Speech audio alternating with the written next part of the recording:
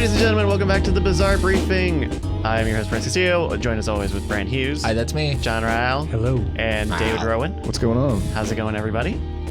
Oh yeah, we wait at the end. That's right. Let's roll it. Plugs? Any plugs? Welcome. This is the June 2019 edition of the show. This is a behind-the-scenes podcast all about the various multimedia operations here at Bizarre Magic, the YouTube channels, podcast, store, website, social media accounts now, you know. Whoa. Yeah. Ooh. Oh. Bringing it into 2013. That's right. We're on Instagram. I am becoming more. We have a bunch of podcasts that we do, and I almost feel like we should have Instagrams for them. For all of them. For them, because you can post you can post videos and clips, and they've got podcast players now that'll pump out video clips of audio snippets. Oh. And it makes me think that we should do, because I don't like spamming those on. Yeah, I don't know. I'm thinking about it, but I don't want more accounts. This question is not facetious or sarcastic, but the Bizarre Briefing does not have an Instagram? That's correct. Okay. It doesn't have any social, right? Correct. We have a MySpace. Really? That's right. We have a website. We have the website, yeah. And a Zanga. But part of that is because, like, look, hey, a podcast, just get on the thing and people will find it. You know, there's not, I don't know. How are they going to find us if we're not on Instagram?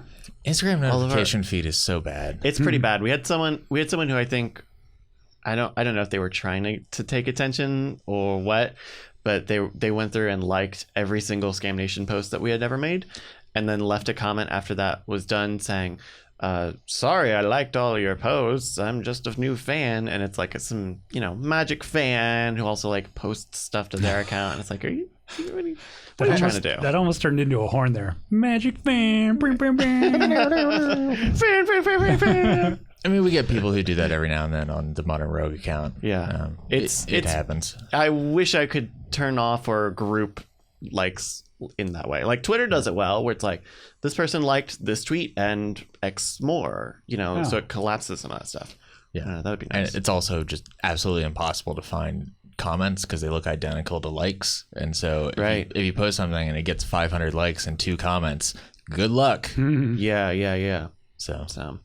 But welcome. So this is that's a sneak peek at some of the behind the scenes talk you'll get on this podcast. I hope it's enticed you to listen to the rest of the show. Let's talk a little bit. This is a little more behind the scenes and production focused. Ooh, gossip. But there's an outbreak of poison ivy. Oh. Dun, dun, dun. And that's not a euphemism or a joke. It's not. So, Brant, you went and shot the CTA, the little stinger for the building a shelter episode, right? That is correct. And what was the result of you having gone and done that? A great video, and that's it. That's it. No, apparently there's a whole bunch of poison ivy out there, or poison oak, or one of those poison sumac. plants. Yeah. Mm-hmm. Poison. Was it that spider? That spider bite you? Nope. No. I would have had better powers if that was the case. So yeah, it that night I was like, oh man, I got like 1 million mosquito bites all over me. And it turns out a couple of those were mosquito bites, but most of those was the poison. Yeah. And it's real bad, and I'm still dealing with it 2 weeks later. Yeah, it's I've had mild poison ivy from the property before. Usually because of wearing pants and long socks and stuff. I've gotten the chiggers from the property. That's my. But sure. I'm like a magnet for chiggers. Yeah. If they're anywhere on an acre, I'll step. You'll find them. Yeah, you're gonna find them. Yeah, you got the chigger radar. Yeah, that and mosquitoes. But I've never had the poison ivy, so I'm not. Maybe we're not treading in the same. And I've never had it bad. I mean, I've had it for as long as you have poison ivy, for like a couple of weeks. But I've never Brant. You have like full on swelling and lesions and stuff. Not lesions, but like blisters. Yeah, not lesions would be bad. Yeah. So that was a couple of weeks ago now, right? And yeah. So that video came out June 14. So 2-ish weeks ago. Are you at least relatively better? Yeah, probably 2 or 3 days ago was the first time that I could like walk unimpeded. Oh yeah, because we had a shoot like within the week of you getting it, and you were like limping around. Yeah, it was so bad. It was not great. I mean, we also had to shoot the day after or 2 days after I got exposed, and that was even worse. Yeah. And yeah, so it was itchy for a bit. There were a couple days of rashes, and then they turned into blisters, and then the blisters got real big, and then the blisters started leaking, and there was swelling throughout the whole thing, and I couldn't fit into my shoes because my foot was so swollen. Yeah. And I couldn't walk. So it was the day that I could finally clean up after myself was a real good day, and it made me feel great about myself. And then I also ended up sleeping on the floor for most of those 2 weeks, with like couch cushions underneath me, because I had to prop up my foot in such a way that, because the blisters went around all sides of my ankle, and apparently it's really tough to find a way to sleep without something brushing up against your ankle. Right. So I had to devise a very specific way of sleeping to allow that to heal. Oh my gosh. And now it's mostly in the scab phase, which is much better. I've still got a tiny bit of swelling, but it's gone down a bit. Yeah, like usually 2.5 weeks or so in is when it kind of, at least you're not dealing with as much itching and stuff. You'll still see it, and it's kind of starting to scab over. But yeah, the itching actually went away pretty quickly. It was but you were using like calamine and stuff, right? Yeah, I mean the itching almost completely went away 4 days in. Yeah. And yeah, it was bad because it was not just like it was most concentrated on my left ankle, but there was some on my right ankle, and then some lighter stuff that went all the way up to my upper thighs on both legs. Okay. And yeah, it was pretty rough. The funny thing about poison ivy is everybody has their own method that works. Everybody loves to say, "Oh, you know what you should do." Put a steak on it. Yeah. Oh, that might help. A cold steak? That'd actually probably be really refreshing. No, you got to cook it like fresh off the skillet. Well, okay. Well, that's going to be not as refreshing. Medium rare steak. But it's funny because everybody's got their own techniques, and they all work a little bit. Well, I will say the technique that I think I was most in favor of, and I guess I'm biased, is my girlfriend said, former nurse by the way, said you should have seen a doctor and got antibiotics, because if enough of those blisters went, you could have gone into shock. Oh, true. Yeah, you could have gotten an infection. That sounds smart, but Yeah. There were a couple times where I was like, this just doesn't seem right. Maybe I should go to a doctor. And then everybody's like, oh, it'll get better. Just wait it out. And I was like, I've never had poison ivy before, so this seems it's right on the edge. Yeah. Well, hopefully by the next time this show rolls around again, you'll be fully healed. Yeah, I'm sure that will be the case. Yeah.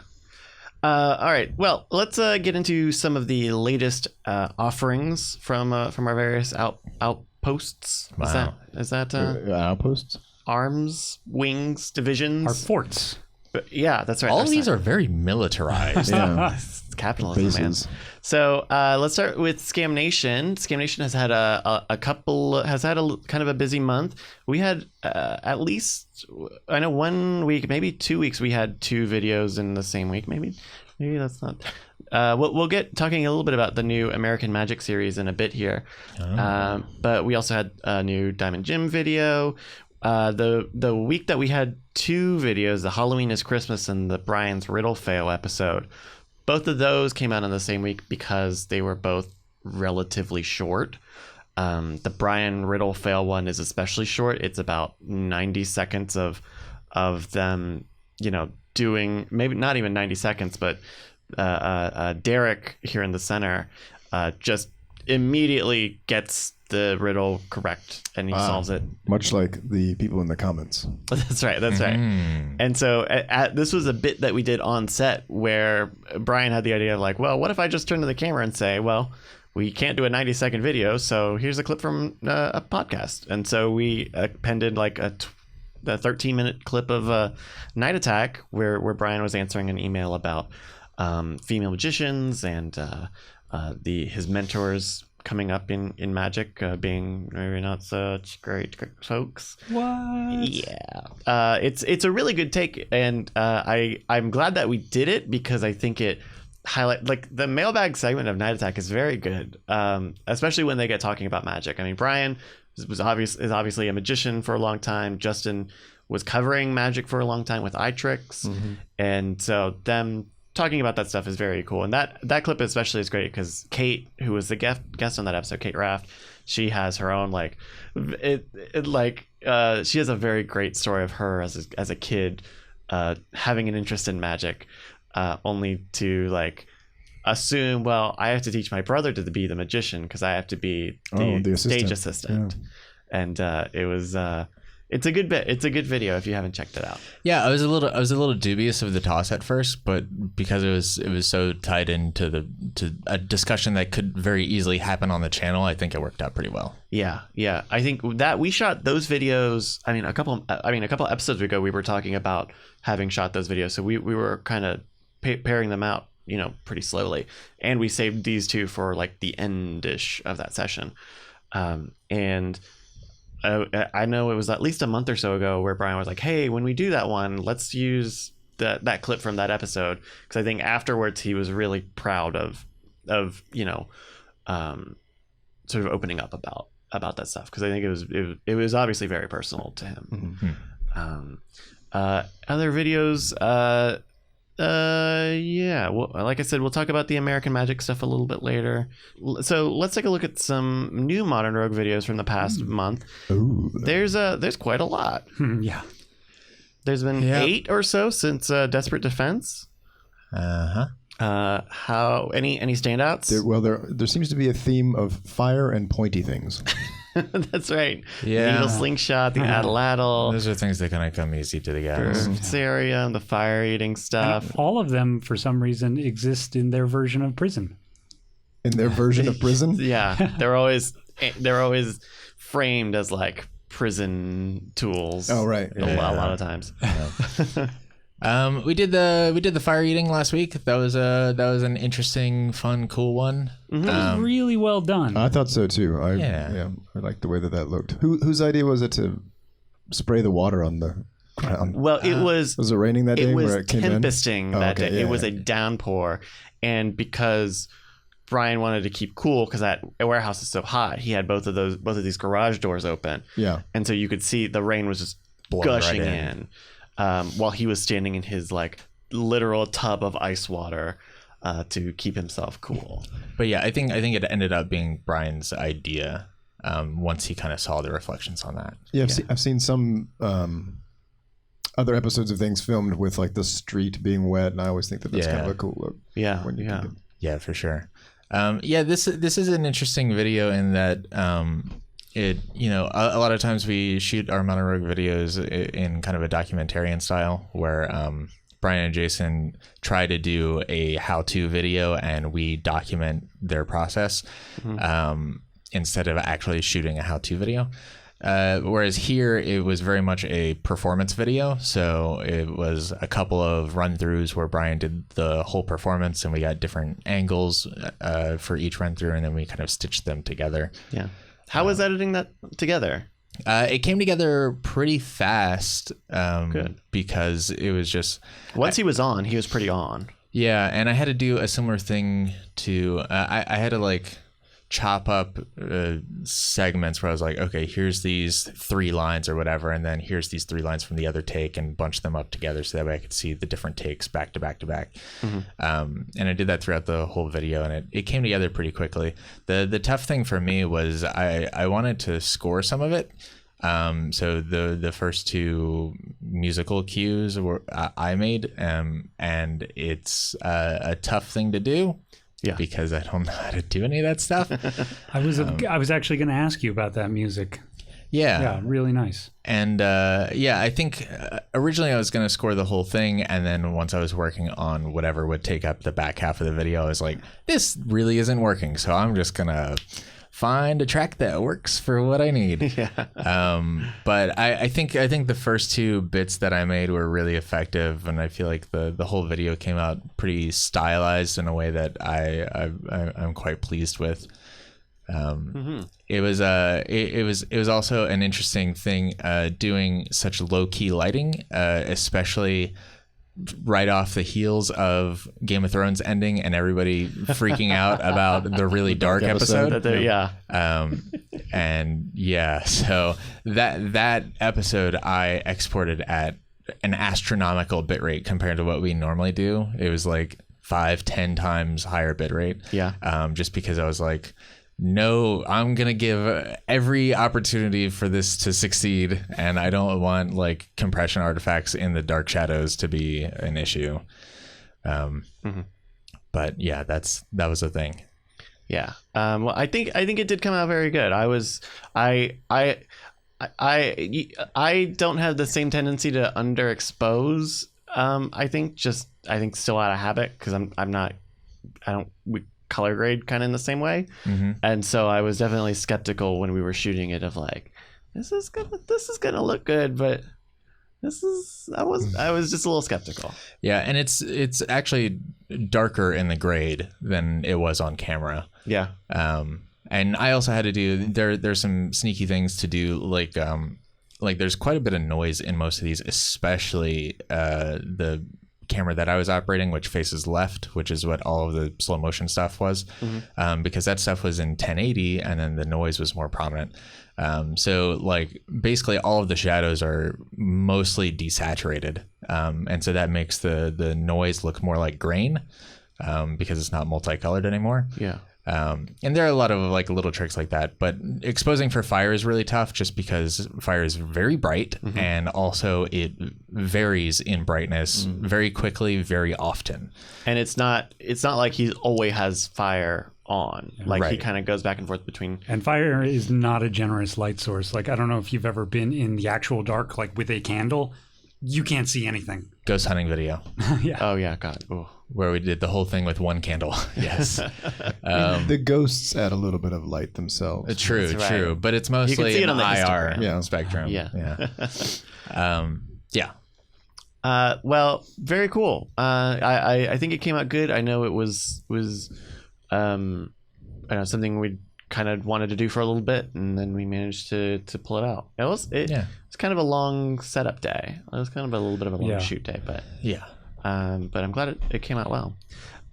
Speaking briefly about Modern Rogue, it looks like the output on Modern Rogue has been pretty high the past month or so. Yeah, we're up to 2 videos a week, and I gotta say, this was hands down the hardest month for me, and most of that is my own fault. Yeah. And not the usual my own fault of like, waiting till the last minute. It was like, ooh, we can add a scene to this, and I wrote a scene, and let's shoot it. And ooh, don't we want to finish up that episode by adding this and doing it really quickly? And ooh, I wrote another script, and let's film it. And it just it was me making my own work several times. Yeah. And the ad, that big the raid ad too. Yeah. But like the breaking locks, like I thought of a cool scene we could shoot at the end to finish that. Yeah. How was it with working with that scene? Because that was, we talked about this when we talked about the death whistle, and I guess when we talked about the death whistle in a previous episode, but we don't do very many scripted or intentionally planned out things. How was it editing? Because I think the guys are not used to like performing on a script. Yeah. I loved it. Yeah. Because there was a script and there was single shots, and there was like, I guess it was a lack of options because we knew exactly what we were trying to get. And we got it. Like it worked out really well. Yeah. It was like 3 or 4 takes, and yeah. Cool. Yeah, I know it can be tough if like you don't get a lot of the same performances, because if you're cutting between takes or cutting between shots, it can be weird if there's not a clean cut point between 2 takes. But I also think a lot of times in cases like that, like it makes your job so much easier, in such that usually with a Modern Rogue video you have, okay, here's an hour of footage. Let me find out what the good 15 minutes in that are. Like, what are the important parts? Whereas if you're like, okay, well, I've got let's say 20 minutes of footage. and they're all distinct shots, then it's like, okay, well, this shot has to be in there, and I have only 2 or 3 options or whatever. So it's like I just watch through those 2 or 3 options, and then you determine which one's the best, and you fit it in, and it works or it gets close enough.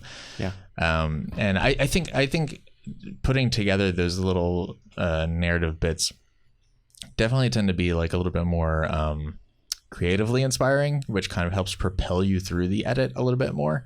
Whereas sometimes it can get kind of bogged down with, okay, I got to watch through this whole thing and see if the pacing is right and see if this works or whatever. Whereas you have a little bit more creative leverage with some of those cinematic bits. And speaking of that, let's show my favorite moment that I sent you, because we did a raid ad.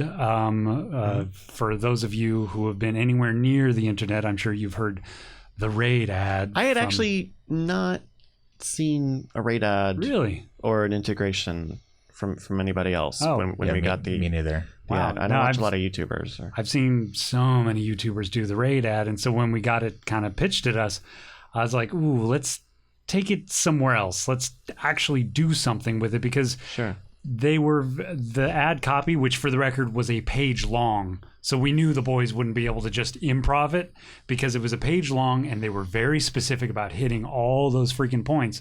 So I'm like, well, it definitely has to be scripted. So let's turn it into something that is not as faux sincere as all the other raid ads I've been seeing. Sure. So we did like a 90s style video game commercial, and this moment here is it's the favorite thing I've done like all month, because it's a silly little moment where for those of you who are just listening, we push in on Jason, who is the guy receiving a phone that has an amazing video game on it, and a light comes on his face and his hat gets blown away. And it is like my favorite sort of intersection of why I love filmmaking, because it is very low tech insofar as most of the effect happens in camera. But I did add some cool digital stuff after, because digital stuff is also awesome. And on top of that, it required teamwork. This shot required 4 people to do something simultaneously. Brian had to whip off a towel to reveal the light in his face, and Bryce was hiding behind the couch to whip off the hat, and I'm pushing the the camera on a dolly, on a slider. So it's just my favorite little goofy moment. Yeah. That moment came out nice. So been having fun. Yeah. But again, adding so much work to myself. The shut up line is always a funny line. And that is everybody's favorite line, and that's the one that makes me laugh up. every time, and that's the one line I didn't write. Brian totally improv that. Yeah.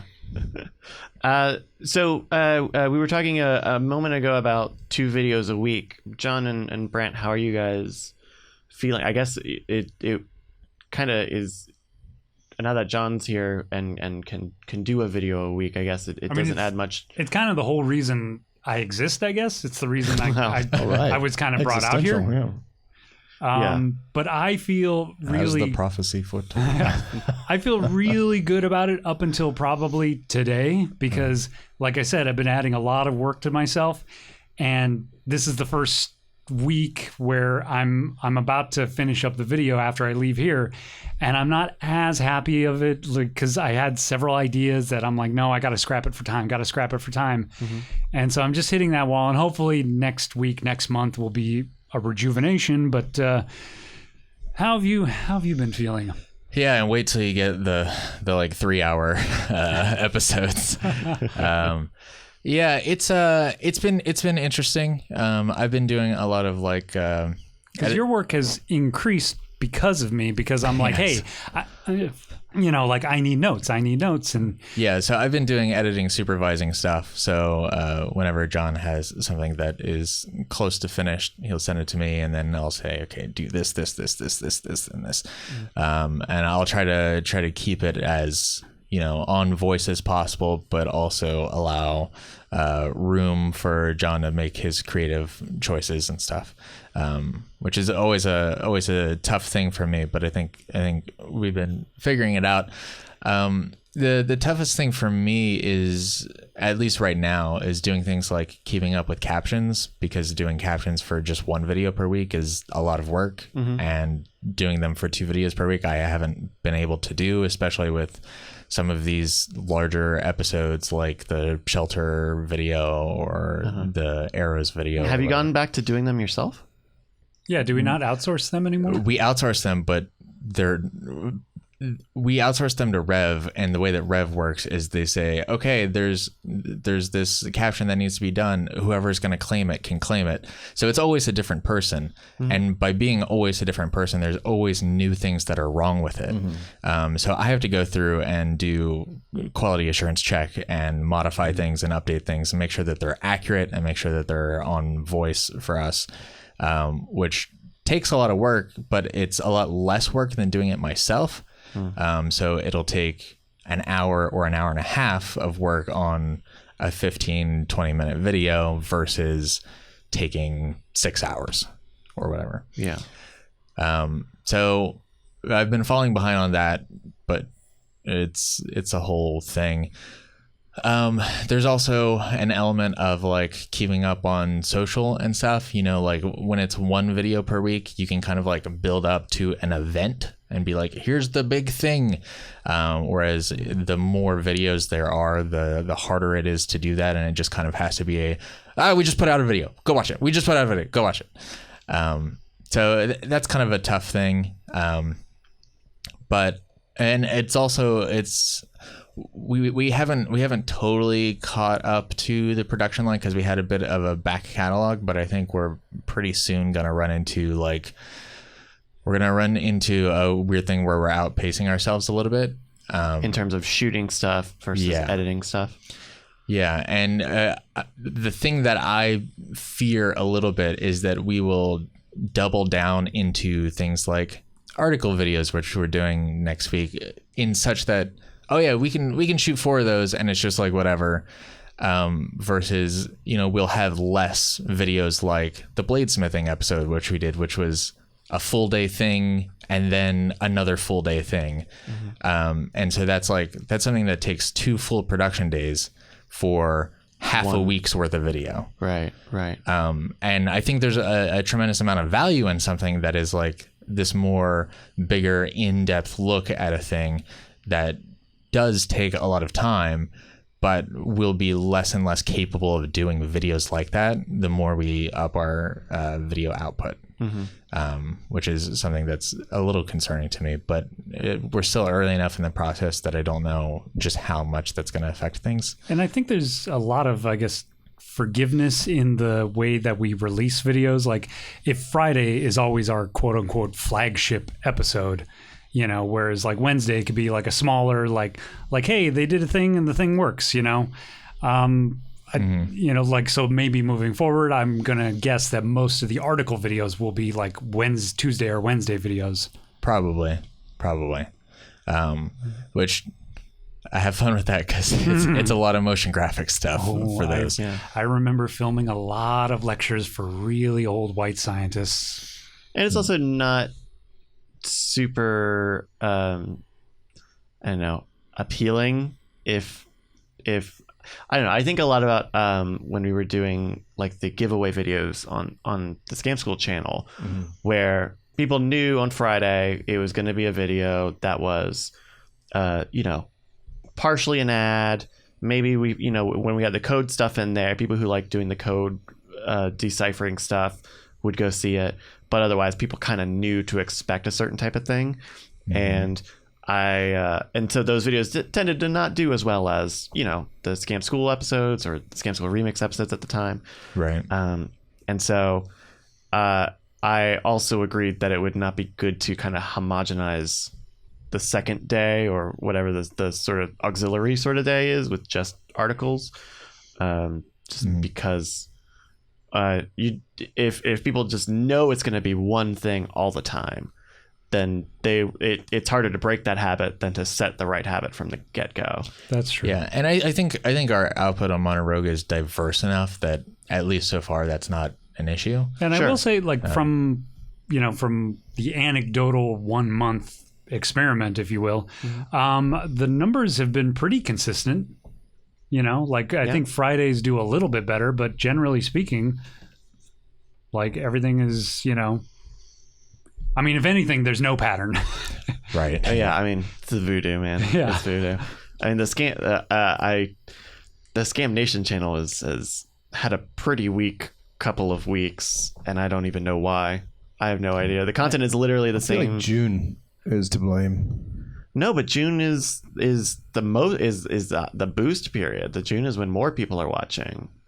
Because Because it's summertime. Because kids are off and they're watching videos. See, I always feel like that's when their schedule gets like disrupted, and so they're used to watching certain things at certain times, and then they don't. But I don't know. You should have a conversation with Brian because he's got a whole thing about the Brian summer is very boost. convinced. The summer boost. Yes. Yeah. Oh, he's very convinced. So I don't know, man. It's voodoo, and it could be because, you know, this for Scam Nation, like the stuff that we haven't had many new shoots lately, and so but we had these big shoots a few months ago, and so we're kind of eating into them at pace, but it ends up just being, you know, kind of Diamond Gym one week, and then you know, some of these at the bar things the next week, and it kind of. I don't know if it's people just thinking, oh, this is kind of the issue with like the drifting episodes where it was like, oh, I've seen this video and not realize it's a part 2 or a different, you know, more different content, or if people just don't like the new format, if people don't like a certain thing, I don't know. I don't know what it is. Maybe a little bit of that YouTube algorithm too. That's kind of hard to, once you kind of get into a certain space, but that's out of that space. But that's initiated by human behavior, you know, like it'll stop showing it to people when it knows people won't watch it. Right, but isn't that like one of those things where if it starts doing well, it like snowballs, but it can also snowball in the other direction where I don't know about intention. I don't know. It's no one knows, honestly. It's literally a black box. I think the solution is 3 videos on Scam Nation a week. I think that's the solution. Cool, you're gonna help me with that? Bye, Bryce. If only people left comments about what they actually meant and why they liked or did not like something.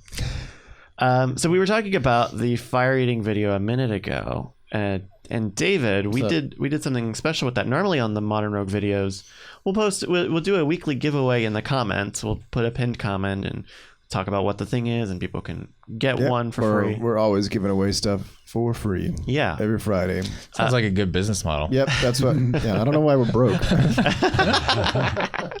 But for the History of Fire Eating video, we did a special giveaway within the video. Yeah. So people could get Brian's book for free. Everybody would get it for free, not just like a giveaway contest. Correct. If they went to the normal gimme.scam stuff website. How was that response? Because normally, you know, putting stuff in the comments means a lot of people will never see it. If they're on TVs, they can't see it. If they're on mobile, they will have to scroll through all of their recommended suggested videos before they even see the comments. Right. That all said, how did the more bigger placement of the gimme do compared to usual? Best gimme of all time. Really? Yeah, we grew our audience by 10%. Wow. Which was on the email list. Yeah. Yep. Wow. And so, like, normally, what would a normal week do compared as far as like numbers? Specific numbers? If you sure, or okay. or you know, keep I would maybe say ballpark it. A good gimme might give us 500 new email addresses. Okay. For the list, maybe like 1,000 if it's just like we're giving away something super high end. Yeah. And this was 10,000. Wow. So that's incredible. That's especially for a video that by all accounts underperformed. Right. So fewer eyes to potentially see the giveaway. 1 out of every 5 to 6 people who watched the video signed up to get the free book. Yeah, because I mean, History of Fire Eating is granted not as old as the previous video, Ferrocerium Bang, but it's at just over half the views. Yeah, and I mean, 1 out of people signed, and then a significant amount of those were already on the email list. Sure, so that's why. Oh, so that's 10,000 new Correct. Wow. Yeah, that's a net. That's incredible. Yeah. And I think we're going to keep running that giveaway when there are new fire eating videos. Yeah, so probably like once every 3-ish weeks, something like that. Yeah. Well, that's very cool. I'm sure the second time, I don't think we're going to expect another 10K, but this was very good for us. Actually, I wonder if at least the second time we will, because the history of fire eating is a performance piece where the next one is with Jason learning. Because Jason will be learning with this short fire eating series. So it's more views. So it's how to a little bit more. More of a quote unquote modern rogue video. Right. Yeah. I wonder. Yeah, I think you might be right. Might have twice as many views and so just as many signups. But again, I think that video is not only solid, but I think it's one of those, quote unquote evergreen videos. Oh, sure. Like that people can just go back to, years from now. I mean, most everything we shoot is evergreen, thankfully, I would say. We shoot very little deciduous. Yeah, that's right. Material. Nice. Yeah. Not a lot of tropical Tree topics. jargon. Yeah. Speaking of store stuff, David. What's up? I see I have 53 minutes to answer this. That's right. Maybe be able to yield some time afterwards. Okay. But no, talking about the store stuff, what else is going on in the store? Well, so I guess our latest release is just a kind of a small effect called blistering, and it is a magic trick with gum. So it's something we've never offered. Is it poison ivy gum? Is that why? That's exactly what it is. Got him. And I think this looks really great. I think it's a quick thing that you can carry in your pocket, and boom. Oh wow! So it's like a blister pack for like a gum. Yep. And he's able to kind of teleport the gum that's in the blister pack to another slot. Yeah, and then the cool thing is at the end of this, you actually can hand out the pack with the sealed piece of gum in it. Oh, so they can inspect it. Yeah. Wow. That's pretty sexy. Yeah, all that for $15.99. Oh, and that's a good price too. On scamstuff.com. Oh my goodness. That's USD, right? Right. Yes. Yes. Okay. $15.99 Zimbabwe. That's right. I think Zimbabwe actually has like a hyperinflated. That's why I said that. But then I realized I think it'd be the other way around. Be, no. $15.99 in Zimbabwe would be like 2 cents. Yeah. Yeah. You can't hold us to that, even though I said it on video. No, this is not. Right, This is not. I'm gonna email support. Be like, David promised me.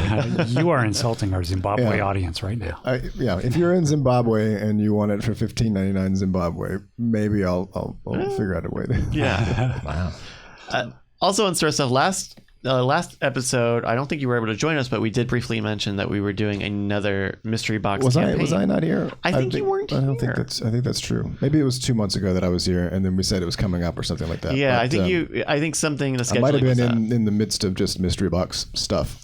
That is probably almost exactly why. So yeah, mystery boxes do really, really well for us, and we try to kind of optimize them every time we do them. So we learn what works, what doesn't work, what people like, what they don't like. We're still at a 99% or higher satisfaction rate, which is pretty great for a box that you don't know what you're getting. This one I think a lot of people got misfit fire wallets. So we had a bunch of those where it was just like cosmetically they might have like a little blemish or cracks on the corners or something like that. Yeah. But they work perfectly, and it was like, oh yeah, I think people would love to get a $45 item in a $39 mystery box and then still Plus have other 4 stuff. or 5 other things out of the box. Yeah. So that went well. We've got some mystery magic items that we threw in there, and a lot of people got tactical sporks. So, Tactical sport. No, what is it? not available in the store anywhere else, but Wow. it is a spork that has like a wrench and like a knife and a bottle opener on the edge of it. Like pull out, like a Nope, Swiss it's Army? all Swiss one. Army It's all spork? one solid piece, one solid spork. Yeah, Huh. yeah, or a fapoon if you're. Boom. Was that Key and nasty. Peele? I think. Let's just stick with sport. Yeah, okay. This is a family show, David. So, wow, that's cool. So they actually got kind of a little bit of an exclusive sort of Yeah, item. I wanted to actually sell these in the store and do an infomercial where you were trying to use. Does this ever happen to you? Yeah. And you're trying to eat a bowl of cereal with a regular spoon, but you keep dropping the spoon, fumbling it, like, oh shucks, and then finally you get the sport. Like there's someone in the backyard, like there's a hand from like soil around a hand down the ground, but they're like burying a body with the spork, Yeah.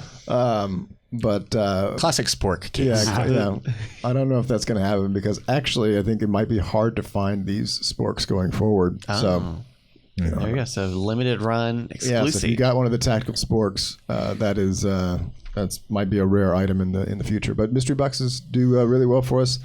We think we set records this time for the low end mystery box. We had a $99 box, I think, in January or February. That's right. That was the other thing about this. The second campaign was the lower price Yeah, SKU. this year we split it. And usually we do like, hey, you've got two choices. It's either $39 or $99 or whatever the low high price points are. And then this year we thought, what if we just kind of focused on just the $99 boxes up front? Because those take the longest to put together, because we look through somebody's entire order history and we make sure they don't get something twice. Whereas with the low end box, you might get something twice, and there's going to be more of them that are ordered, so it requires its own kind of attention. Yeah. And I think that worked really well, and it also allows some people who, if you gave them just a binary choice between low or high in the early part of the year, they might buy one. And if you give them one option, if you give them one option twice, 4 months apart, 3 months apart, they might get be both. more likely to do both. Yeah. So interesting. It would be interesting to see. That would be a sort of a big data project. But yeah, if splitting up that choice actually caused more people to hit both buttons instead of just the one option, that would be interesting. We were able to. I don't think I'm giving anything away here, but our maximum amount that we could really offer without getting very creative was 969 mystery boxes. Wow. And we sold 969 mystery boxes. Wow. Spot on. So very nice. Yeah. Yeah, I know we were talking about, for the second mystery box campaign, kind of how much we should promote it, because between the email list and like videos and stuff, we have a lot of different options, but we also knew that there would be only so many mystery boxes that could kind of be done. So I'm glad to hear that, like, because I think we ran an ad on Scam Nation. We took one of these weeks when we didn't have a domain partnership and ran an ad in the Scam Nation video. Yeah, whenever there's these releases and they can get into those prime positions in the videos, it always helps. Yeah, and I don't think we've ever done that, like taking out a spot where there usually isn't one in Scam Nation to promote the store. I actually, in some ways, I kind of like that more than a standalone video promoting the product. Oh, sure. Yeah. Right. Because first of all, it just keeps it abbreviated, and second of all, it keeps it in an episode that's more likely to get more views, right? If it's obvious that it's kind of like Black Friday deals are here, it's like those videos tend to get fewer views. Right. But for some products, like the puzzle boxes that we do, there's a lot to them, so sometimes it makes sense to have its own 2-minute video. Oh, sure. And especially for example, for the puzzle boxes, right? Like the video component is not just or not necessarily just its own promotional tool. It can also be part of the email list. And so if you've got an email and say, hey, you can see it in action, they don't need to find it in the middle of a Scam Nation video. They can go to a video that is all about showing it off. Yeah, and those tend to have really nice, like, you tend to, I think, to actually do the shots. Yeah. The showcasing of just the box itself, right? And those are nice things to look at, as opposed to just hearing Brian and I yammer on at the table about this or that. It's good to have both, though, because you guys can talk about what specific items are in it, though. Yeah, and we do all that in one take. All those. Honestly, we don't. Well, they're relatively easy videos to do, honestly. You ever consider marketing them as macro transaction stuff boxes? Goodness. Oh. Surprise elements. Or surprise mechanics. To avoid the mystery label? To avoid the loot box. But that's the other thing, is we've done a good job not saying loot box very much around them. Well, is my understanding of loot boxes is that a lot of them tend to be like you might get a good deal and you might not. Like, yes, basically. And kind of you leverage the fact that it's this gamble to sell multiple of them. Right. Yeah. So you can buy 3 and it's like, one I opened up and it had like a Q-tip in it. That's odd. But this other one had, a block of gold. Which is, we've talked about this before, and I think loot boxes have always been kind of a poison sort of term ever since we started doing the mystery jackpot boxes. And so I think we've been pretty cognizant of not calling them loot boxes or framing them as like they are always more of a value than the actual ticket price. You game the system to give them good deals. Right. Yeah, correct. Because I'm sure we've talked about this, but the YouTube sponsor that there was a company that was sponsoring a bunch of YouTubers that is a loot box sort of program. So you go to their website and you buy loot boxes, and it's like, oh, you got this pair of shoes. Do you want the shoes, or do you want to turn that in for the value of the shoes to buy more loot boxes to have a different chance to win stuff? Yeah. And it was the sort of thing like all those CS:GO skin trading websites were the same thing, where they were giving these YouTubers or the people who were, they were sponsoring, they would kind of fake experiences for them. So you would see them on the website and it's like, oh, I'm gonna try for this. Oh, I only got some wired earbuds. Let me try again. Oh, I got the nice big expensive headphones.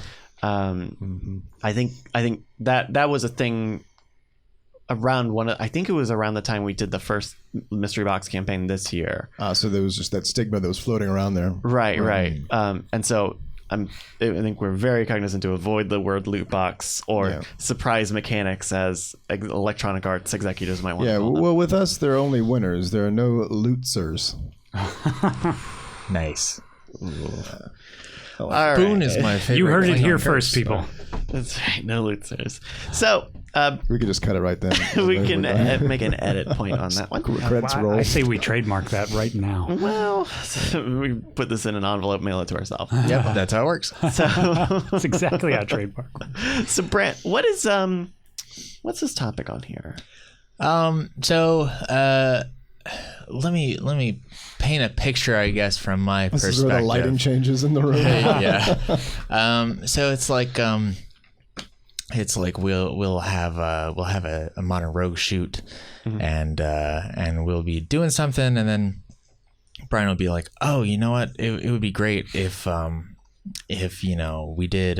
did this with the video, right? He's got some idea, and he's like, oh, it would be cool if you did this weird editing thing, or what more often happens, you see it a lot in titles. He'd be like, let's title it this thing.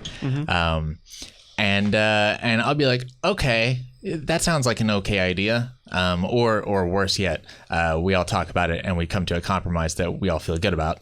And then some time passes, because a lot of times we shoot Modern Rogue episodes earlier than we edit them.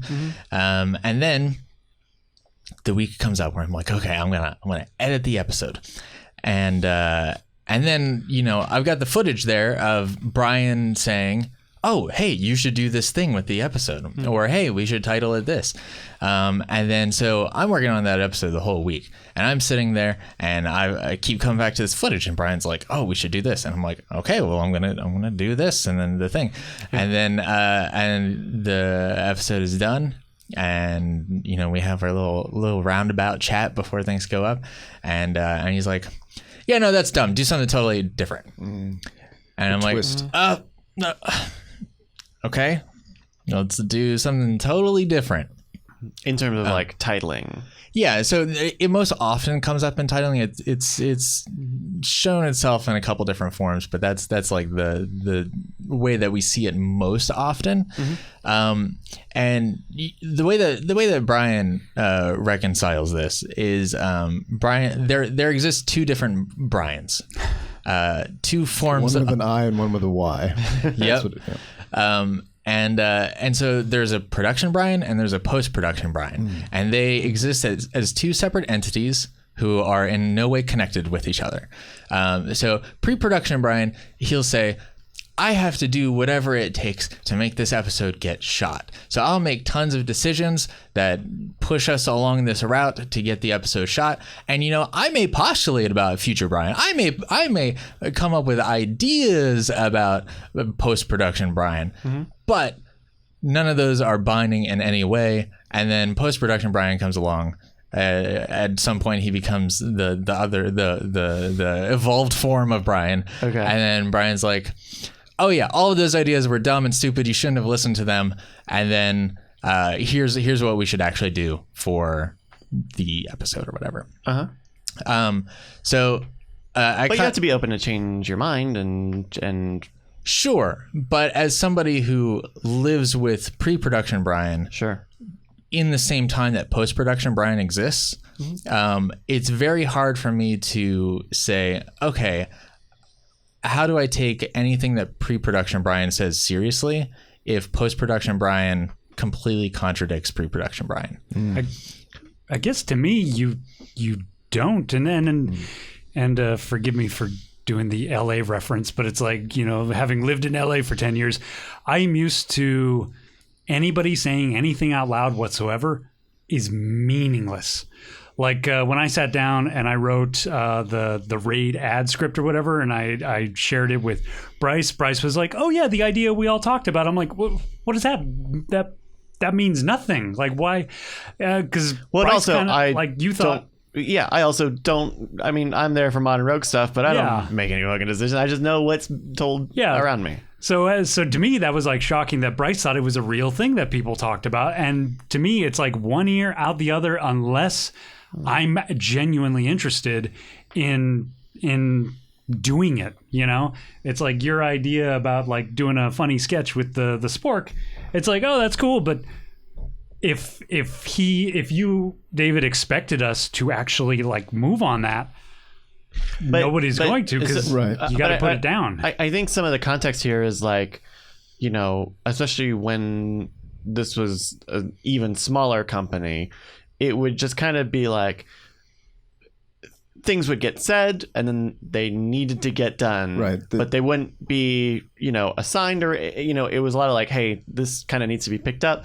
And that does leave a lot of leeway for stuff to kind of just be ideas and whatnot. But part of, and especially on set, is where it's important, because, those things affect the actual material editing and of what the product is, because that's a very disheartening thing, is when you turn something in, it's like, oh, I thought we were going to do this thing, and then that didn't happen, or for whatever reason it doesn't happen, whether it should or shouldn't have, regardless. I think that there's context to like things that are said. I mean, granted, I take a lot of stuff that gets said with a lot of salt, because I mean, I'm with Brian a lot of hours every week, and so I hear a lot of ideas, and especially as Brian, who is such an external communicator, where he just has ideas and says them, and then that's the way that he thinks about things. Yeah, and that's the other thing, is that he very much talks things out, and so I know the frustration of that exact thing. And also, I think the impermanence of those decisions is based in what I think is also a flexibility he kind of gives to everyone pretty blanketly, of like, hey, I'm not married, none of this is stapled down. If you have a better idea, or if you want to just take that one and run with it, it's like this idea is a cool idea. I'll leave it out there. It kind of happens. It kind of happens a lot, and it happens a lot with shoots that for smaller things that aren't about titles, but it's a lot of like, hey, where do you want to do this thing? I don't really care. I'm not married to it. And then we make a decision. It's like, well, we could also do it over here. And that's him saying, well, I'd actually like to do it over here. Yeah, right. And ideally, that would be the first thing that we got. And if he's not married to it, it's not. But we're not making a new man out of mud here. This is kind of, you got to work with what you got. And I guess that's another large part of my training, is that I've worked with several producers over the years who thought out loud. And like, they would literally call me and they'd be like, oh, I got this email from some random person, I'm going to read it out loud to you. Like, it's stuff that I had no business, hearing about, and that's just how they thought out loud. And I knew when they pitched me all kinds of ideas, they weren't saying, let's do these ideas. They were just saying them out loud, and I'm like, okay, cloud talk, cool, sure. And then once in a while they would actually send me a request to do ... and I'm like, oh, that was a real thing, okay, let's do that. And also, I think there's a tiny bit of extra context. Like, I wish I could remember what episode this was for, but I remember we shot an episode at HQ at some point, and then we were in like thumbnail phase, which is after we've shot everything, we'll do thumbnails and we'll try to think of how it's going to be presented and marketed and whatever. Taking photos and wrapping it up. Yeah. And so we did that, and then we talked about how we were going to title it. And I've always been specific about titles, because if I see a title that is clearly catering to get me to click on something, I just won't watch the video. Same, yeah. And so like half of Linus Tech Tips videos, I'm just like, oh, you want me to click on this? I'm just not going to watch it. Like, Sure. I feel like that doesn't respect me as an audience. And so, you know, I can be a bit of a stickler about some of the way that we title some of our videos. And so I remember we had this discussion, and Brian had some idea about a title for the video, and I was like, no, I don't really like that. And then we all engaged in a group discussion to come to a compromise, and we landed on something that we all felt good about. And I was like, And okay. this was during production or after the video was done? This was after the video was done, but it was the same day. Okay. And everybody was like, okay, yes, this is the title of the video. We all feel great about this title, insofar as nobody really wins and it's a fair compromise. Which is what a lot of it is negotiating the road. But then I'm getting the feeling there's a twist. but then Sure. I edit videos a lot of times all the way through Thursday night to hit deadline, and then I'll edit it all the way into Friday morning, and at that point I'm working 20-hour workday or whatever, and so I upload the video, go to sleep, and then all of a sudden post-production Brian comes in and decides to change the title while I'm asleep and have no voice or agency over anything. And so it's just like he completely whitewashed the discussion that was had previously as though it never existed. And it's like we all settled on a thing, and then all of a sudden I wake up and there's this title that I had no possible say in, which is just wildly frustrating. Yeah. Yeah. So sometimes now I just hold the episode hostage until I wake up, and then I'm like, well, now that I'm awake, we can have this discussion, and I can upload the video. Aren't those title discussions now moved to Discord? Is that In some sometimes. cases. Okay. In some cases. Yeah, I've had that before too. And I think at some point I've kind of, I think titles are I don't know. I am trying to be more compromising with titles on the Scam Nation side, because the frustration of getting invested in it is sometimes very frustrating. Is not maybe worth the fight, especially because it is all nebulous, and you're never gonna know who was right at the end of the day. And I guess maybe I'm a little blasé, I guess, because things like Brian pitches things to me or makes changes, and I'm like, oh, okay. Even if it doesn't make sense to me, every once in a while I'll ask a question. But for the most part, if he's like, let's go with this, I'm like, okay. Sure. Like it just, and like beyond the actual cutting and filming, it's not my baby. If you want me to suck the bone marrow out of the newborn infant, I will. Like, I don't care. And there are some things, like part of it is like I know that there are some things I really don't like in titles, right? I don't like the parenthetical little quippy answer to the did we discover ESP? No, we didn't, but here's a funny like I don't like any of the parenthetical stuff like that. I don't like ampersands because it makes the wiki completely destroy itself. Oh, sure. When you have articles with ampersands in the title. Yeah. And so, those are kind of where my compromises are on that stuff, or at least specifically with the titles and stuff, is like, I know that there are things that I don't like, and I know that there are things I can live with. And so that's kind of, some piece that I've made recently, when it's come to the Scam Nation stuff. But I know it can be difficult, because sometimes it's not always the same sort of consideration in the other direction. Yeah, I think with specifically with titles, like me and Brian, a lot of times Brian comes from a perspective of what will make the most views. He is very business minded when it comes to these things, which makes sense because he's providing the money. He is running the business side of things. And I come from the artist perspective of I just want the title to be something that I don't feel ashamed to share with other people. And I, to me, it's very much like this is the art piece. I really don't care how many views it gets. That isn't important to me. I just want to feel proud of the thing, and it needs to be its own thing. Sure. So a lot of the compromise comes between that conflict, and it's just wildly frustrating to not be able to make the compromise. Sure. Yeah. I know when we had Scam School episodes, when we were doing Scam School, I definitely had that moment of like, oh, hey, this is not what I titled, or this is not what we titled the video when it came out a couple hours ago. And it was just like, oh yeah, I changed it. And I don't know, at the end of the day, like, it is what it is. And also, here's the thing. If it's been like a couple months or something, you could just change that title back. Sure. Yeah, I mean, I did that. I mean, that's part of the kind of the negotiation of it all. Is like, look, if it has to be something maybe you don't like the first couple days, I don't know. I'm not telling you to this is. I'm trying not to be very like you just need to get over it, because that's not how you deal with emotional issues. But I'm saying, like, for me, I've had a very toughen up, Brand. I've had a very similar experience, and I've had to very actively like understand where my compromises are in the process.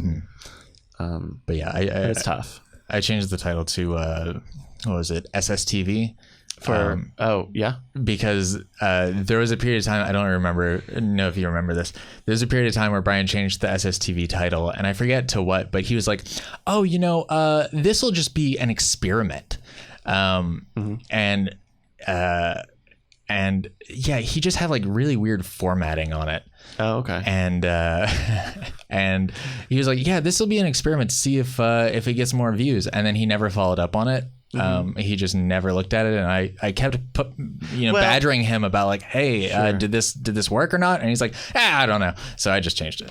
Yeah, I think that's we I don't know if you. Oh, it was a thing where he was like experiment : and then this thing. Oh, in the title. Yeah, and I was just like, yeah. We this was almost maybe 2 years ago. It was with John. I don't think you joined us at. There was some session at the Wizard Academy, the business school that Brian just kind of loiters at now. Where I guess he got some free passes or something. So I know John and I went. John Tilton back in the day went, and we spent the day for I think it was a 2-day thing, but I was traveling, and so I saw the first day. Experimentation was one of the things that they talked about, and it was not like the scientific method, but as a means to like try new things and approaching new things in a way of saying like, hey, can we try this differently and see how we feel about it, with the understanding, look, as an experiment, it's not permanent. It's not the new way things are done, but, we'll see if this does anything appreciable or not. And, in terms of, instead of saying, let's do this now, because I think sometimes, especially here, sometimes new things happen, and then that's the way, the ship turns very fast. And yeah. And so I get it. It's the same word having some weird degrees on it. I guess I'm just so always in the mindset of being a hired gun, even though this has become like a much more stable home than I've ever had previously. Like, I'm so used to that hired gun mentality where I've had producers kind of tentatively approach me in the past, like, ooh, I kind of need you to change that, or we kind of can't do the direction that you're heading. I'm like, okay, sure. Like, kill it. Like, bring my kid out. Like, let's gut him. And like, all the compromises I talked about with title stuff, like, it's because, Scam Nation's all about magic stuff, and magic, I'm not a magician. Sure, yeah. And where Modern Rogue is kind of been your baby brand. Yeah, I definitely felt like much more capable of compromise with Scam School back when I worked on it. Yeah. Whereas Modern Rogue is like spent a lot of time developing a lot of what Modern Rogue is. Sure. And I gotta say, compliments. Sorry to interject, but compliments, because I've been watching a lot of our, I will not name competitors, but I've been watching a lot of them the last couple weeks. And just like the fucking early aughts Discovery Channel bullshit music, transitions, editing styles, shaky cam, motherfucking like like I'm really proud to be a part of Modern Rogue after watching a lot of the similar channels out there, and you guys, no names, but you all know who I'm talking about. Cool. And I'm really impressed to be a part of Modern Rogue and the style that we've developed, that you've developed over the years. Yeah. I mean, I think this is, I think a lot of the stuff that's on Modern Rogue, because Modern Rogue, if people aren't aware, like, is kind of a second take at the TV show at Hacking the System that Brian and Jason did. Right? Weird how it just sort of happened right after that show stopped airing. And so, even in the context of the show, you can see, most of these videos being a segment on a show like that. But because of the new formats that YouTube has sort of democratized with, you don't have to deal with, TV breaks, and you don't have to deal with, airing systems, like that stuff can open up and be, more in depth and so, yeah, I don't know. It's, yeah. What about the postmodern Rogue, where it's a Japanese game show? Okay. All right. All right. See where I'm going with this? And we get them the shiny metal, Yep, the shiny yes. bodysuits. Yep, you're already one step ahead of me. That's right. Speaking of content, Nice. Yeah. Got it. In one. if you've been watching the Scam Nation channel, you might have noticed. Speaking of bizarre magic. Well, so I was trying my best. So we mentioned this a little earlier in the show. We've started a new series on Scam Nation. Hey, the warehouse. That's the warehouse, yeah. Nice. Is that the first external shot of the warehouse? No, it can't possibly be. The Brooklyn Bridge, right next door. That's right. So we have sort of partnered up with Nate Staniforth to air a series of videos that he shot last year called American Magic. And it's so I guess before his book came out, Here is Real Magic, his memoir book came out, I guess he had a few weeks free at some point between the book coming out and some show, or I don't know, he had a few weeks free. So he did this road trip across the country and made stops to talk to different magicians, and he recorded them in this series, American Magic. And so I think a lot of people recognize that he had put a few of these on his YouTube channel already at his Nate Staniforth account, but he only ever did 4 of them or so. And I guess, he and Brian are close friends, and it ended up being a thing where, he's letting us run all of the episodes every week, and he will finish the series. So I think I don't know exactly how many it'll be. I think I've been hearing between 12 and 15 videos in various different forms. So it could be any number. But it's a neat series. It's a short interview series, and this first one is with him talking with Vinny DePonto. We've got a new one coming out today, the day that we're recording this, with Garrett Thomas. And this is us. We're trying the premiere feature here on YouTube for the second time, and we'll kind of see. But we're doing these every week. Right now, it looks like Tuesdays. Yeah, it kind of looks like the Garrett T premiere. That's right. Yeah, man, YouTube, making thumbnails for YouTube is not always straightforward. It's blocking most of the word Thomas with the word premiere. And it's also weird because embeds have the big play button in the middle, so it's very weird to make thumbnails for YouTube. And this premiere page blocks off all of the words. Yeah, it's just a really strange crop. Yeah, the images on YouTube. So we'll see. I especially once we get into episodes 5 and beyond that kind of have never been on YouTube or have not been on his channel. I think. Is this only airing on Scam Nation channel? No, so it'll be airing every week on Scam Nation, and he's actually, because part of what we want to do is help him get people to follow his YouTube channel. So he's actually going to be a week ahead. I see. On his YouTube channel, and so we're having episode 2 come out today, and if he hasn't already, he'll probably have episode 3 out on his channel also today. So, I hope people, they're very interesting talks. Both of these, the Vinny DePonto and the Garrett Thomas one, are very good. This Garrett Thomas one is great, talking about, the difference between doing magic and making magical moments, the need to understand your audience just as well as you understand the effects that you're doing. There's some good talks. It's a little lo-fi, but he also has really great imagery in it. Mm-hmm. So yeah. Okay. Nate's really great about those kind of like philosophical discussions of magic and stuff, and he likes talking about the way that magic makes you feel and things like that. Yeah.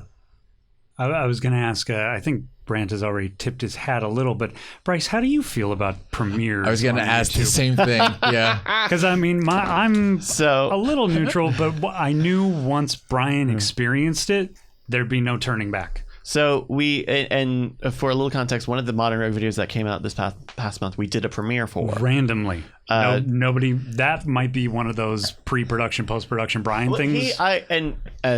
Again, kind of circling him. I know he's known about it and has seen it in the periphery. Yeah, but this was like a last minute, like, hey John, let's just do a premiere. Like, what? What do you mean? Definitely told him like 2 years ago, like, hey, have you seen this new premiere thing? And he's like, well, sure, but.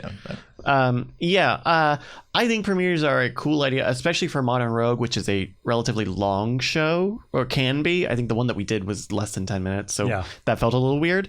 But I think it can be really interesting. What is it exactly? You just basically tease the upcoming video? Right. So so here on the Scam Nation account, you actually see there's an icon here for the Garrett Thomas video. Right, but it's not live. It's going to go live at 7 p.m. Central. So it basically broadcasts live to tape at that specific point. So if you tune in, if you tune in at 7:02, it'll immediately jump you 2 minutes into that video. And there's a live chat room, so the people everyone's watching it together. So what Brian loves is he gets to experience people watching the video. They're bringing back television with the chat room. Broadcast television with the chat room. That's right. Yeah. And so I think in the abstract it's very good. I think the experience that we had was an unfortunate one. The timing of that was kind of unfortunate. That was the day that a YouTuber had passed away, and so the chat was a little focused on that instead of maybe the content, which kind of made it feel a little spammy. Before the video starts, whatever, nothing's going on anyway, but I think it bled into the start of the video, and that chat replay is saved, so when you go back and watch, you could actually see the live chat as it happens. And okay, is this a guy in New York? I don't remember. No idea. Atika, I believe. I think that was what I think. I think it was that same day, or that they had been found that morning, and so I think that experience was a little awkward, but that's the kind of thing. Like, I also think like Brian probably had I actually probably think he had a good experience. I don't know. I haven't talked. I don't think we've actually talked about it since it happened. He loved it. He did? Loved it. He's like getting to experience it with them. That was invaluable or total value. I don't know. I also think he put a lot of value in the one time he said, "Hey, we talk a lot about Reddit lately because Reddit is genuinely a very strong way that videos get popular online." And Brian, if you've ever heard Brian talk about it, he's got the very strong story of like he talked to the moderators at one Reddit and they were like, "We like your stuff, we're gonna approve your stuff, but you can't be the one to post it, yada yada yada." But he also doesn't want to be the guy telling people to go post it, and so he's kind of doing the aw shucks thing with it, and so I think that was also a part of liking it, was getting to tell people once, I think during the premiere, like, hey, post this on Reddit if you like it and think it should go on Reddit. Like, I think he kind of overvalued the very soft touch on that. But it is, it is a way to reach out to people, reaching people as they write comments instead of maybe after they write them, is genuinely a different section of the audience. But again, I think that was my one time of being mildly flustered by a knee-jerk last-minute decision. Yeah. Where I'm like, oh, we're premiering this? Like, nobody said, like, he's like, yeah, let's just do it. I'm like, oh, okay. But I mean, is it after it's, 10 minutes after you hit that button, is it any different than? No, it's not. I just... Yeah. I hate premieres. I I really do. I don't like the thing I don't like about them is the live chat. I actually don't like any YouTube. It's so tough to moderate, and it's like it's a way lower quality of discussion than would happen in just comments. And I don't like them as a viewer, not because of the chat, but because when I see You're like, a new video, I'm like, watch oh, this. awesome. And it's like, oh, no, fuck you. It's not here. Like, oh, thanks. Catch it video. in 3 days or Yeah. whatever. Bitch. Yeah, that the very far ahead premiere dates are kind of a weird thing if big they're not middle finger. big events. I mean, they make I don't know. I'm not in love with it. I don't either, but The thumbnail should be black and white until the premiere happens. but what if your channel only does I know. I knew that was going to come. Like, there's that one. I've seen channels that do that, like storytelling channels. Love weird. it. Yeah. I would do everything in black and white if I could. It's also weird that premieres don't show up in the same space in the analytics as just published videos. They go Even after even after they go in the same space as live streams. Really? that kind of sucks. Huh. If you have an all black and white channel, your thumbnail's in color. And then when you go Machine live, learning color. That's black and right. white. Colorized. Yeah. I don't know. Yeah, I also generally don't like live streams or premieres very much either, but it's worth seeing, I guess. Yeah. It's I will worth say trying. that live stream is a much better term than webinar. I always feel like webinar sounds like, hey, welcome to 1997. Join my webinar. We should So- start saying webinars more often. That would be That's great. To put a point on it, American Magic coming to Scam Nation Yay. on Tuesdays. Yeah, So keep that's an eye out fun. for that. He's doing it in 4K. I was delighted to receive a 4K deliverable from him. Very good. So I think we're not doing too much to his videos. We're compressing them a little bit. We're compressing the audio a little bit because they're a little rough sometimes. Some real 0 dB music going on. Gotcha. And I think trimming some of the CTA time. I think he has because I think you can do 20 seconds of a CTA, and on Scam Nation we generally do 7 seconds. We do 7 seconds and 11 frames of CTA, and so I think I've been trimming them down just a little bit. But otherwise, it's the thing, and we put a bug on the beginning of it. Click on it fast. That's right. Okay. So we have a little bit of time. You guys want to talk very briefly about some of the shoots that we've had? Why is Ferrocerium up there? Because we shot Ferrocerium in the past month. But we released it. I know, but we shot shot it. We shot it in June. That's right. That's right. Okay. Well, since it's come up, so yeah, the Ferrocerium we shot and did release on Modern Rogue. This is the one with the Jason moment. the Jason moment. I still laugh every time I see it. It's it happened. So if you haven't seen it, You have to watch it. You have to watch it. So they're taking these what are these? These are Ferrocerium replacements for Zippos. Is that right? Yeah. And they're heating them up in a pan, and they're seeing what happens when you throw them on the ground because it's not dissimilar to the flashbang, the penny flashbangs. Is that what it was? Yes. Where they tie the springs. You tied a spring to the Ferrocerium and you threw it down and it popped. And so they escalated into heating up. What if we did multiples of them? And at some point, so I'm going to pause the video. At some point, the concern was, well, I don't want them to go off while I'm holding them in this pan. Yeah. And so I think it might have been me. I think it might have been me who suggested, well, why don't you just put them on the ground, heat them up, and see if anything happens, right? See if something can happen if you heat them for an extended Just period. based purely on heat, which apparently nothing does Nothing happen. really happens if they don't come into contact.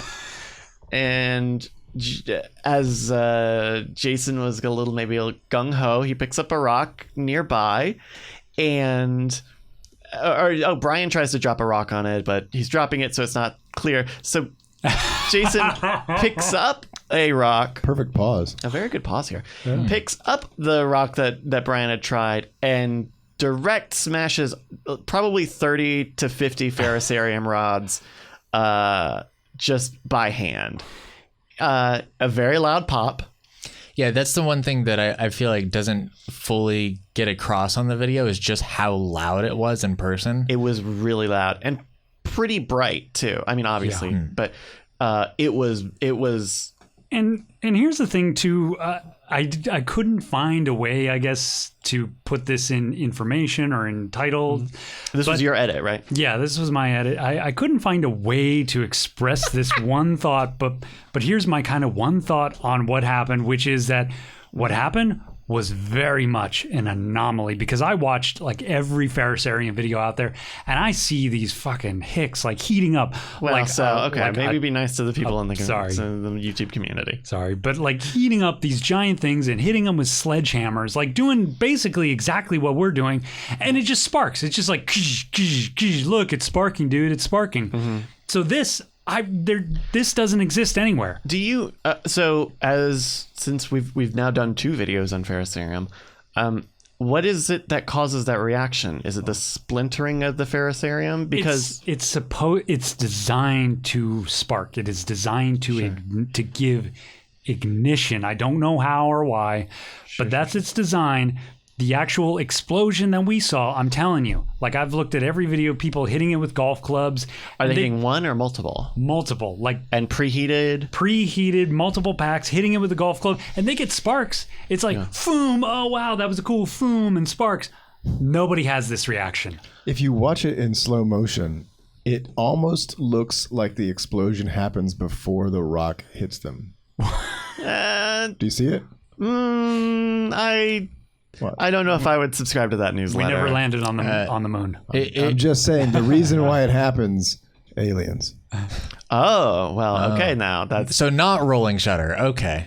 No, that's too easy. It actually does look a little early. I bet honestly probably what it is that I don't think the force that the Ferrocerium exerts is very high. I think it's very bright and loud, but not very concussive necessarily. And so I think if he's got this rock and he's smashing it down and holding it down, I think that creates the compactness that spreads. I mean, you see it in the video sort of flood out underneath him. I'm telling you though, I've seen so many dangerous Ferrocerium rod videos where people are smashing it with hammers and golf clubs.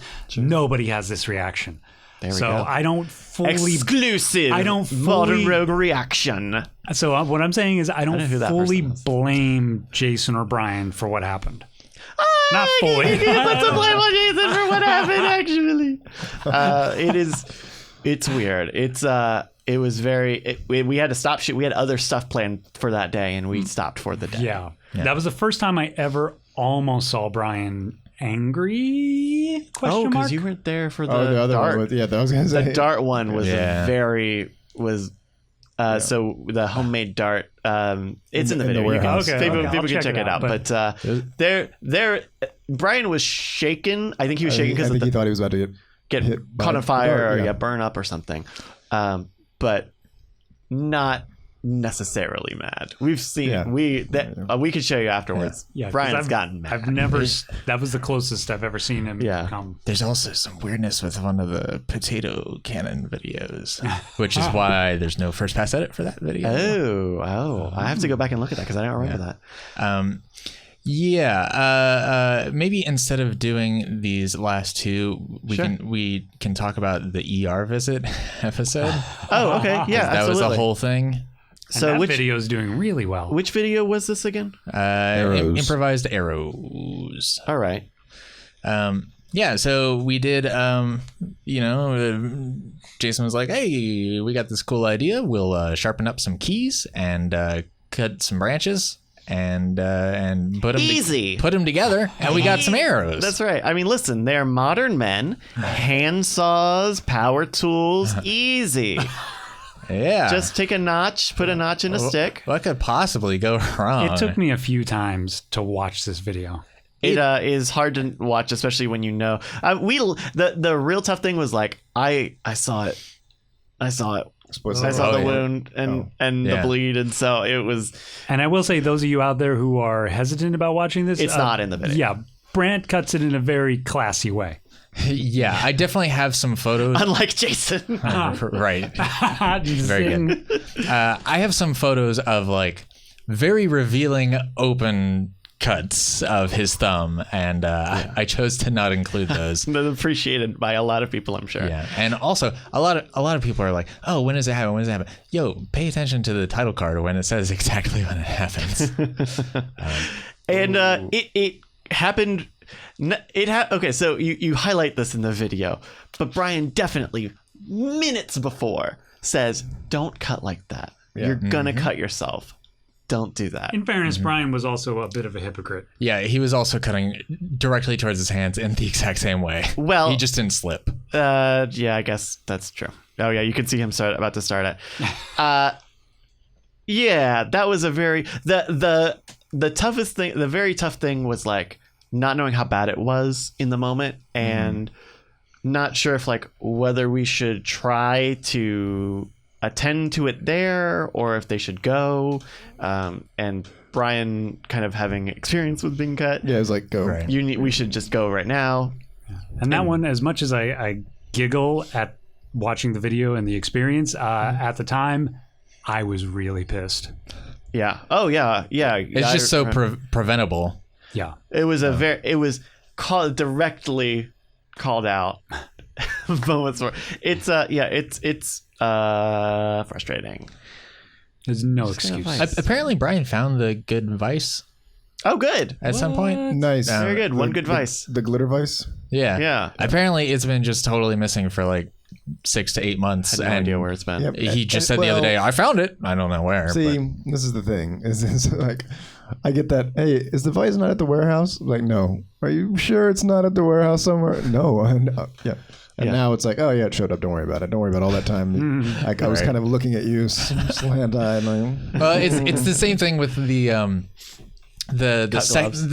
well, I'm sure the cut gloves have had their own journey, but the second like face mask or whatever, where like John was editing an episode where Brian was like, Macaulay Culkin definitely stole our face mask. No, he didn't. And it's like, dude, God. I found that face mask in the warehouse. And so, yeah. And even if he had, quote unquote, stole it, I cut to the video of them being like, no, take it. Like, really? Yeah, it's yours. Have it. Jesus. But that The last thing didn't we make need is beef with Macaulay Culkin. it. Yeah. That didn't make it into the final cut for reasons. Yeah. It was tough and it was sort of the thing where like we all kind of were rallying at the moment to just like get him in the car as fast as possible. I remember this was a funny moment from a very tragic event. We were trying to get all Rest of in Jason's we were trying to get all of Jason's stuff together so we could go into the thing, and he asked me like, "Hey, can you go get my keys?" Right? We were making sure he had his keys, wallet, his phone and stuff, so we have all of his stuff. And I'm running around. I'm looking for him. Where are the keys? Where are the keys? And he's like, "Oh, it's in my pocket." And I'm like, "All right. Well, I know you just cut yourself, but go sit and spin." go sit and spin. Well, I don't know that. I've Talk to never the heard hand that. because the face don't understand. we'll talk to you. It's related to the spoon, and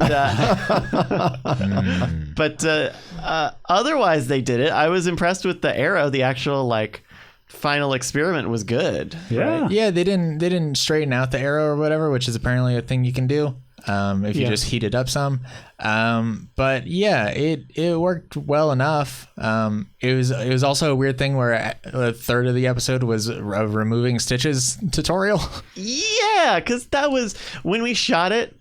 The removing stitches thing, we did that on a second day, with the third being the actual end of the video. Right. And I remember us shooting it and thinking like, what the hell are we going to use this for? Right. This is the only 'Cause it's time. not- This was the only opportunity. But it's not.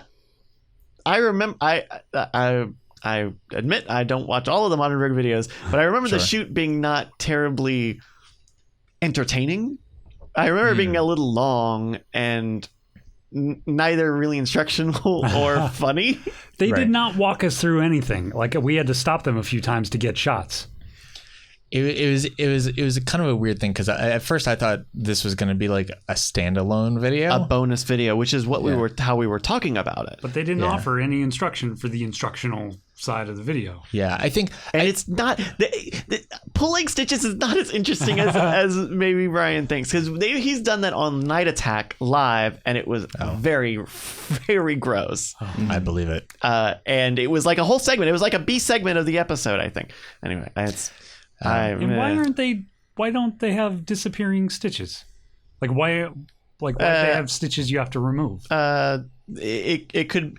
I think they lean on those for like dental procedures, where like you could easily remove these, so it would probably be more expensive or require another trip. Or, well, I guess it would be more expensive to use disappearing stitches on something that you could easily remove, either yourself or on a free follow-up or something. There's probably a great reason. They also use those on if they have to stitch up a thick layer of skin, the inside layer they'll stitch with those, and then the outside layer they'll stitch with. Oh those. yeah, because this is very much an external wound that you can easily access. So I bet it's some variation of that. Yeah. But yeah, I kind of came around on the stitches thing just because it, like so often we have. I mean, less now that we're publishing videos more regularly, but so often we would have videos that, have been sitting around for 6 months, 8 months or whatever with just this long time span, but we would present them as though they were just shot that week and edited that week or whatever. Yeah. And so it's kind of fun to see like these various different elements that are integrated from different times. And we also see that in the CTA of that episode where we did another kind of retrospective after the fact where Jason, it was shot the day that the episode was published, and Jason gives an update on how his thumb is healing, and I think that's a really fun use of Vertical video, Jason. space. Really? Yeah, well, he was recording on his phone. Oh, because phones don't turn. These new phones, they don't let you to turn them. Yep. I mean, Instagram, IGTV ruined everything for vertical video. Although I appreciate vertical video in some contexts. Interesting. Yeah, it's really good for like one person talking because it's just like that's the shape of a person's body. Yeah, but you get my background. eyes are side by side. You get background. I don't know. Yeah, I can go either. I really don't care either way.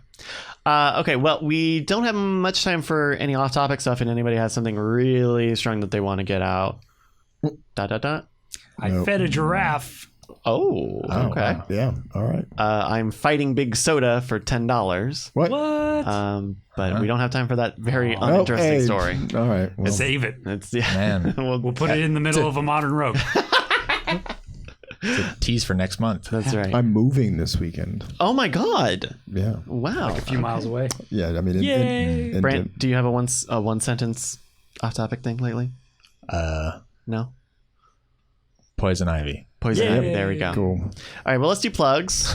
Let's go in backwards order. David. No. Still just my natural hair right there, and in its natural color. Return of the King. All right. No, just head to the store, scamstuff.com, pick up something, say hello to us on social media, David Rowan, ROWYN, passing it over to John. At Scam Stuff on Twitter, right? Too? Oh, well, I mean... I see you like some of my tweets from there. Yeah, it's not an account that we... Spend a lot of time. It's a shadow count. Yeah. John? Go to YouTube, Skeptically Pwned. PWNED. PWND.